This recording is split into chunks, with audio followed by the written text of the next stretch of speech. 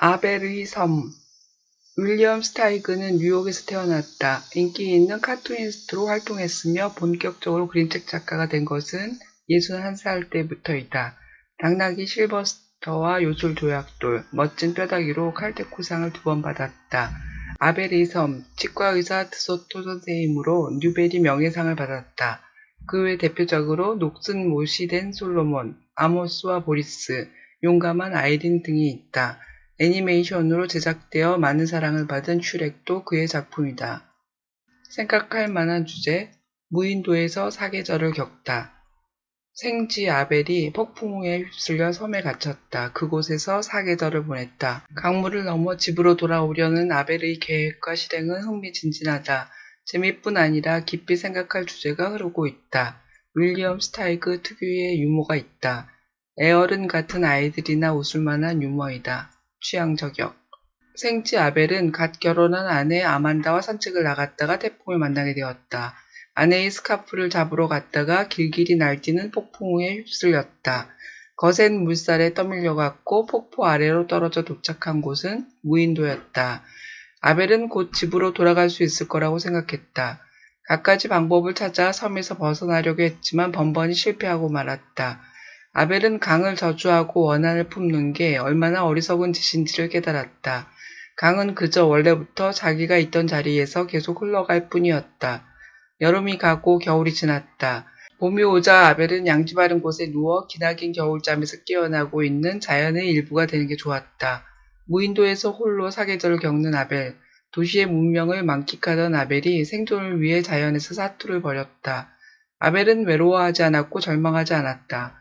끊임없이 새로운 아이디어를 생각해내고 실행했다. 그래도 어김없이 절망의 순간이 찾아왔지만 아벨은 인내하고 이겨냈다. 섬을 자신의 집으로 받아들였고 순수한 목적으로 조각상을 만들었다. 분노와 절망감에 사로잡히지 않고 스스로의 힘으로 문제를 해결했고 이전에는 알지 못했던 자연에서 일어나는 많은 일들을 알게 되었다. 자연이 너무 좋아 이제 아무도 필요 없다는 생각까지 했다. 이야기를 정리한다면 정확히 읽는 훈련이 되겠다. 아벨이 섬에 가게 된 과정의 순차적 관계, 그리고 강을 건너려는 도전들의 인과관계를 살펴본다. 자연과 문명에서의 삶, 본능과 의지, 생존과 예술, 현상과 실제 등 철학적인 주제에 관해 이야기를 나눈다. 줄거리. 결혼 첫 해인 1907년 8월 초 생쥐 아벨과 아멘다는 꽤 멀리 떨어진 숲으로 소풍을 갔습니다. 하늘은 잔뜩 흐려 있었지만 점심을 맛있게 먹고 유쾌하게 크로켓 게임을 즐겼습니다. 아만다는 책을 읽기 시작했고 아벨은 주변을 돌아 나무 사이를 거닐었습니다. 아벨은 머리 위에 가득 피어있는 데이지 꽃들을 발견했습니다. 데이지 꽃을 가지고 아내가 있는 곳으로 발걸음을 재촉했습니다. 그런데 느닷없이 빗방울이 떨어지기 시작했습니다. 돌풍이 불어와 아벨의 손에 있던 데이지 꽃을 날려버렸습니다. 아벨과 아만다는 빗줄기가 가늘어지길 바라다가 비를 뚫고 출발하기로 했습니다. 바람이 어찌나 센지 앞으로 나아갈 수가 없었습니다. 아벨이 소리쳤습니다. 여보, 도저히 안 되겠어. 어디 피할 만한 곳을 찾아야 해. 위로 올려다보니 그리 높지 않은 곳에 동굴 입구가 보였습니다. 둘은 가쁜 숨을 몰아쉬며 그제야 마음을 놓았습니다. 동굴 속은 운 좋게 은신처를 찾아낸 동물들로 가득 차 있었습니다. 폭풍우는 울부짖는 태풍으로 변해 있었습니다. 참나무 한 그루가 쓰러졌습니다. 아만다가 그 광경을 더 잘 보려고 앞쪽으로 목을 길게 빼는 순간 아만다가 두르고 있던 스카프가 마치 유령처럼 동굴 밖으로 날아가 버렸습니다. 아벨은 다짜고짜 동굴 밖으로 몸을 날렸습니다. 스카프는 블랙베리 덤불에 걸려 있었습니다. 아벨이 스카프를 용케 낚아챘으나 바람이 아벨을 덮쳐 공중으로 빙글빙글 들어올렸습니다. 아벨은 머리를 잔뜩 웅크린 채 그대로 날려갔습니다. 아벨은 아무 생각도 할 수 없었습니다. 그저 어둡다는 것, 바람이 거세고 비가 온다는 것, 바람이 내모는 방향으로 아무렇게나 굴러다니고 있다는 것만 알았습니다. 곧이어 바람은 아벨을 널빤지에 박힌 커다란 못에 내동댕이 쳤습니다. 아벨은 아만다의 스카프를 부여잡은 채 결사적으로 못에 매달려 바람과 싸웠습니다. 빗물이 빠르게 불어나면서 아벨은 이내 엉덩이까지 물에 잠기고 말았습니다. 결국 흙탕물은 자갈에 박혀있던 널빤지를 빼내고야 말았습니다. 아벨은 널빤지 배를 타고 떠밀려 갔습니다. 아무런 예고도 없이 배가 수직으로 기우며 그대로 밑으로 떨어지기 시작했습니다. 폭포가 틀림없었습니다. 도대체 이런 일이 얼마나 더 계속될까요? 배는 뒤집혔다 다시 똑바로 서기를 수도 없이 되풀이했습니다. 순간 꽝 하는 소리가 났습니다. 뭔지는 모르겠지만 배가 그대로 처박힌 것입니다. 아벨은 여전히 못을 꼭 붙잡고 있었습니다. 그날 일은 아벨이 평생 처음 겪어본 가장 끔찍한 경험이었습니다. 아벨은 녹슨 못 아래에 새우처럼 몸을 웅크리고 잠이 들었습니다. 아벨은 14시간을 내리잤습니다. 태풍이 지나갔습니다. 아벨은 자신의 배가 어떤 나무 꼭대기에 걸려있는 것을 봤습니다. 강 한가운데 있는 것처럼 보였습니다. 그곳이 섬이라는 사실에는 의심의 여지가 없었습니다. 아벨은 목청껏 거기요 누구 있소? 라고 외쳤습니다. 아벨은 물이 다 빠지면 나무에서 내려가 집에 갈 생각이었습니다. 우두커니 앉아있다가 나무의 가지를 갉아먹었습니다.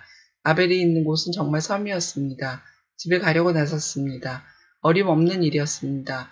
아벨이 제 아무리 헤엄을 잘 친다 할지라도 저 멀리 뭇까지 헤엄을 쳐서 건너간다는 것은 불가능해 보였습니다. 아벨은 못 박힌 널빤지에 통나무 가지를 찢어 손잡이를 만들었습니다. 배를 타고 강으로 나갔습니다. 배가 물살을 타고 위아래로 사정없이 너를 띄웠습니다.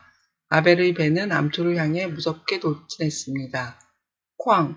암초를 들이받더니 빙글빙글 마구 돌기 시작했습니다. 강물 위로 축 늘어져 있던 버드나무 가지를 잡고 무트로 올라올 수 있었던 것이 다행이었습니다. 아벨은 다시 돛대와 키와 활대를 만들었습니다. 두 번째 배는 첫 번째 배보다 더 형편없었습니다. 물살은 너무 빨랐고 결국 바위에 부딪혀 산산조각이 나고 말았습니다. 그 다음은 뗏목을 만들었습니다. 하지만 아벨은 또다시 바위에 부딪혔고 또다시 가까스로 섬으로 되돌아왔습니다. 절망이 아벨의 기분에 어두운 그림자를 드리웠습니다. 곧 이 섬에서 벗어날 수 있으리라는 확신이 이제는 아무리 노력해도 마음속 깊은 곳에 생겨나지 않았기 때문입니다. 아벨은 마침내 밧줄 다리를 만들기로 결심했습니다. 아벨은 가닥들을 꼬아 기다란 밧줄을 만들었습니다. 다음날 아벨은 밧줄에 돌을 달아 있는 힘껏 밧줄을 던졌습니다. 아무리 머리를 써도 강 너머로 날아가게 던질 수 없었습니다. 울적한 기분으로 얼마 동안 있다가 새로운 아이디어가 떠올랐습니다. 바로 징검다리였습니다. 다음날 아벨은 두 번째 징검돌과 세 번째 징검돌을 놓았습니다. 하지만 그것으로 끝이었습니다. 큰 돌조차 물살을 견디지 못하고 떠내려가 버렸습니다. 아벨은 생각을 계속했습니다. 문제가 해결될 때까지 절대 포기하지 않는 것은 아벨 집안의 내력이었습니다. 8월 말이 되자 아벨은 자기가 그 섬의 주민이란 사실을 인정하지 않을 수 없었습니다. 이제 자기가 사는 곳은 그 섬이었습니다. 아만다를 한시도 잊을 수가 없었습니다. 9월이 되었습니다. 다른 계획을 세웠습니다. 자기 자신을 강 건너편으로 날려보내는 것이었죠. 이번 계획 역시 실패로 끝나고 말았습니다. 며칠 뒤 아벨은 불을 지피는 데 성공했습니다. 그리고 진흙으로 얇은 그릇을 만들어 쪽지와 함께 강물에 띄워보냈습니다. 기적처럼 자기가 보내는 신호를 보고 구조하러 오지 않을까 희망을 품었습니다. 아벨은 꿈에서 아만다를 찾아갈 수 있다는 느낌을 지울 수가 없었습니다. 깨어있는 시간에도 아만다에게 마음의 메시지를 보내기 시작했습니다. 아벨에게는 자작나무와 자신의 별이 있었습니다. 그러니 아벨은 혼자인 것도 완전히 고독인 것도 아니었습니다. 9월이 끝나갈 무렵 아벨은 이번엔 아름답기만 한 무엇인가를 만들어야겠다는 영감을 받았습니다. 아벨은 실물 크기의 아만다를 만들었습니다. 아벨은 놀라움을 금할 수 없었습니다. 조각 작품이었습니다. 예술이었습니다. 다음은 어머니의 조각상을 만들고 형제 자매들의 조각들도 만들었습니다. 날짜는 세지 않은 지 이미 오래였습니다. 낙엽이 뒹구는 우중충한 11월 어느 날 아벨은 섬 아래 강가에서 회중시계와 거대한 책 한 권을 발견했습니다. 단어들의 굶주린 양 글줄을 따라 뛰어다니며 읽던 아벨은 읽고 있던 장이 다 끝나면 아쉬운 마음으로 독서를 멈췄습니다. 아벨은 마음의 여유를 가지려고 노력했습니다. 어느 날 밤 11월의 찬바람을 즐기고 있을 때 아벨은 부엉이의 공격을 받았습니다. 그 후로 아벨은 오랫동안 매우 조심스럽게 행동했습니다. 아무래도 혹독한 겨울이 될 것 같은 예감에 아벨은 다양한 씨앗과 마른 열매, 버섯 등을 찾아 모았습니다. 12월로 접어들자 아벨은 혼잣말을 하기 시작했습니다. 큰 소리로 했고 몸속에 울려 퍼지는 자신의 목소리에서 활력을 얻었습니다. 드디어 첫눈다운 첫눈이 한 꼬리 높이만큼 내렸습니다. 아벨은 1, 2월의 대부분과 3월의 일부를 집에서만 보냈습니다. 낮인지 밤인지도 모르고 그냥 잤습니다. 계획도 없었고 날짜도 세지 않았습니다. 날들은 그렇게 왔다가 그렇게 흘러갔습니다. 어느 날 잠에서 깨었을 때 햇빛이 비쳐들고 있었고 집안에 사물이 보였습니다. 2월이었고 겨울은 더욱 기승을 부리기 시작했습니다. 아벨은 아팠고 기운도 없었습니다. 차가운 고치 안에 틀어박힌 아벨은 잠에 취해 있었습니다. 3월이 되자 아벨은 서서히 몸이 녹는 것을 느꼈습니다. 아벨은 따뜻한 햇볕을 쬐며 양지 바른 곳에 누워 겨울잠에서 깨어나고 있는 자연의 일부가 되는 게 좋았습니다. 5월이 되어 갖가지 꽃들이 피기 시작하자 아벨은 너무 좋아서 미칠 것 같았습니다. 때때로 아벨은 이제 아무도 필요 없다는 생각을 하게 되었습니다. 그러던 어느 날, 그날도 술을 한껏 마시고 햇볕을 즐기고 있는데 강에서 누군가가 숨을 헉헉 몰아쉬며 비틀비틀 걸어올랐습니다. 나이가 많아 보이는 뚱보 개구리였습니다. 어이구 힘들어. 나 참 죽는 줄 알았네. 안녕하시오. 내가 저 강을 건넜소. 저 강을 말이오. 그리고 저기 저 폭포에서도 살아남았고 정말이지 빠져 죽는 줄 알았다오. 그나저나 여기가 대체 어디요? 마을은 있소? 혹시 배는 있소? 아벨이 말했습니다. 여긴 저밖에 없어요. 아벨은 자기 이야기를 들려주고 난 후 통나무집으로 데리고 왔습니다. 개구리 가워는 툭 하면 그랬습니다. 누구야? 뭐야? 지금 여기가 어디지? 아, 선생이구려. 아벨과 가워는 6월까지 함께 지내면서 빠르게 친해졌습니다. 가워는 체력이 회복되고 물살에 수그러들면 바로 떠날 거라고 말했습니다. 아벨은 가워의 조각상을 만들었습니다. 딱 나로구먼. 이건 내가 나를 상상했을 때 머릿속에 떠오르는 모습이야. 예술일세. 자네 드디어 천직을 찾은 것 같군. 6월 중순 어느 날 가워는 이별 인사를 했습니다. 여기서 행복하지 않으세요? 보내드리고 싶지 않아요. 나도 가기 싫다네. 하지만 가족들에게 가야지. 구조대를 데리고 돌아오기로 하신 거 잊지 않으셨죠? 아만다에게 연락하시기로 한 것도요? 걱정 말게. 아벨은 가워가 강 건너편에 도착할 것이라고 확신했습니다. 자기도 가워처럼 수영을 잘하고 싶었습니다. 아벨은 슬픔을 견디기 힘들었습니다. 아벨이 별에게 말했습니다. 난 너무 외로워. 여름이 깊어가고 있었습니다. 아벨은 이제 식물들을 조각하기 시작했습니다. 아벨은 헤엄도 쳤습니다. 마침내 아벨은 가워가 자신을 잊어버렸다는 사실을 받아들일 수밖에 없었습니다. 가워는 세속적 일상에는 관심이 없었던 게 분명했습니다. 그의 생각은 궁극적 실체들에만 머물렀던 것이지요.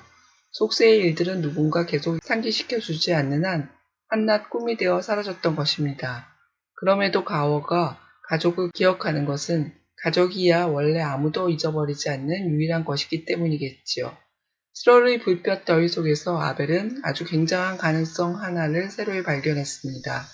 비가 오지 않은 지 벌써 몇 주째였습니다. 이 짧은 건기가 혹시라도 가뭄으로 이어지는 것은 아닐까요? 날마다 강렬한 태양이 이글거리자 아벨은 무척 기뻤습니다. 그러던 8월 어느 날 아벨이 아침에 일어나 보니 하늘에 구름이 잔뜩 끼어 있습니다. 후두둑 후두둑 빗방울이 마른 땅 속으로 순식간에 스며들어 사라지고 있었습니다. 지금이야. 지금 안 하면 절대 못할 거야. 아만다, 지금 갈게. 아벨은 자기가 만든 조각상들을 하나하나 사랑스럽게 어루만져 주었습니다. 자작나무한테 달려가 얼굴을 꼭 갖다 댔습니다. 마침내 아벨은 다시 강으로 달려가 모래톱 끝으로 가 섰습니다. 뒤를 돌아보았습니다. 마음이 점여져 왔습니다. 섬은 1년 내내 아벨에게 집이 되어 주었습니다. 부모처럼 따스함을 베풀어 주었지요. 꼭 돌아올게. 아벨은 드디어 물속으로 첨벙첨벙 걸어 들어왔습니다. 물이 목까지 차오르자 아벨은 헤엄을 치기 시작했습니다. 여전히 거센 물살이었지만 전같지는 않았습니다. 아벨은 마음을 굳게 먹고 헤엄치고 있었습니다. 몇 주 동안 상상 속에서만 하던 일을 아벨은 마침내 진짜로 하고 있었습니다. 다행히 얼마 안 가 바위 위로 올라갈 수 있었습니다. 강의 4분의 1을 건너온 것입니다. 이제 강에서 가장 깊은 곳을 건널 차례였습니다. 야생 생활을 해온 덕에 아벨은 아주 강해져 있었습니다. 이번에도 아래쪽으로 떠내려갔지만 팔과 다리를 힘차게 휘저으며 앞으로도 나아가고 있었습니다. 강물은 미친 듯이 요동치며 빠르게 흘러갔습니다. 아벨은 헤엄치기를 멈췄습니다. 물살에 그저 몸을 맡겼습니다. 철썩하는 소리와 함께 바위 하나가 눈에 띄었습니다. 기어올라가 등에 대고 들어누웠습니다. 이제 나머지는 충분히 해낼 수 있었습니다. 마침내 물에서 나와 지난 1년 동안 그토록 그리워했던 강둑으로 올라온 아벨은 이루 말할 수 없는 기쁨을 느꼈습니다. 황홀한 승리감과 행복감을 만끽했습니다. 갑자기 걷잡을 수 없는 웃음이 터져나왔습니다. 드디어 자유로운 생지가 된 것입니다. 아벨은 비를 피해 작은 구멍 속으로 들어가 누웠고 그대로 잠이 들었습니다. 어느새 달이 환하게 떠 있었습니다. 아벨의 눈에 들어온 것은 빤히 들여다보고 있는 고양이 얼굴이었습니다. 미처 도망치기도 전에 고양이 주둥이에 대롱대롱 매달린 신세가 되어 있었습니다. 이제 다시는 집에 돌아가지 못하게 되는 걸까요? 산다는 것은 이토록 잔인한 걸까요? 고양이가 아벨을 땅바닥에 떨어뜨렸습니다. 아벨은 쏜살처럼 주랭랑을 쳤습니다. 나무 꼭대기까지 올라가는 데 성공했습니다. 고양이는 그렇게 높은 곳까지 올라올 수 없었습니다. 아벨은 문득 고양이는 자기가 해야 할 일을 하고 있는 것뿐이라는 생각이 들었습니다.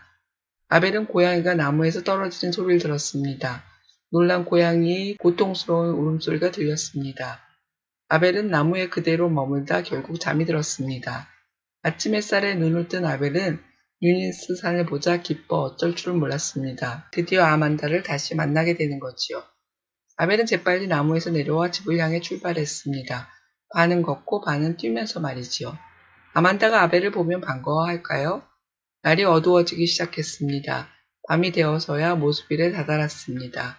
아벨은 누더기 차림을 보이고 싶지는 않았습니다. 드디어 집에 도착했습니다. 아만다의 흔적들이 곳곳에 널려 있었습니다. 아벨은 향이 좋은 비누로 목욕을 했습니다. 그러고 나서 최고급 실크 와이셔츠를 입고 보라색 넥타이를 매고 밤색 벨벳 저고리를 걸쳤습니다. 마지막으로 아벨은 현관 입구 작은 탁자 위에 그녀의 스카프를 올려놓았습니다. 마침내 문 열리는 소리가 들리더니 아만다의 외침 소리가 들렸습니다. 아벨 내 사랑 당신이군요. 진짜 당신이군요. 아벨이 말했습니다. 당신 스카프 가져왔어. 정확히 읽기. 책에 있는 사실을 찾아 대답해 보세요. 아벨은 집으로 가기 위해 끊임없이 노력했습니다. 아벨이 강을 건너기 위해 생각한 방법을 순서대로 정리해 보세요. 아벨은 자연 속에서 살다 보니 고요해 보이는 것들 속에서 얼마나 많은 일들이 벌어지는지를 깨달았습니다. 아벨이 깨달은 많은 일들은 어떤 것들인가요? 아벨은 자신이 자연의 일부가 되는 게 좋았습니다. 언제 그렇게 느꼈나요? 아벨은 섬에서 사계절을 겪었습니다. 각각의 계절에 아벨이 한 일은 무엇인가요? 깊이 읽기. 여러분의 생각을 말해보세요. 아벨이 폭풍에 실려 섬으로 가게 된 것은 아벨에게 우연히 일어난 일일까요? 왜 그럴까요? 아벨은 냄비와 접시를 만들었고 조각상을 만들었습니다. 조각상을 만든 목적은 냄비와 접시를 만든 것과 같을까요? 어떻게 다를까요? 무인도에서 돌아온 아벨의 삶은 이전의 삶과 같을까요? 다르다면 어떻게 다를까요? 생각 읽기. 우연인지 아닌지 어떻게 구별할 수 있을까요? 도시에서 살아가는 것이 자연에서 사는 것보다 좋은 점은 무엇일까요? 여러분은 자신이 자연의 일부라고 느낀 적이 있을까요? 언제인가요? 운명이 닿지 않는 자연에서 산다면 어떤 즐거움을 느낄 수 있을까요? 절망하지 않고 희망을 갖고 살아가려면 무엇이 필요할까요? 밑줄 긋기, 책 속 한 구절. 그윽한 달빛 속에서 아벨과 고양이는 서로를 또렷이 바라볼 수 있었습니다. 안전한 위치에서 고양이를 내려다보고 있자니 아벨은 문득 고양이는 자기가 해야 할 일을 하고 있는 것뿐이라는 생각이 들었습니다. 고양이는 고양이 본연의 삶에 충실하게 임하고 있었던 것입니다. 생지로서의 충실한 삶은 아벨의 몫이었습니다.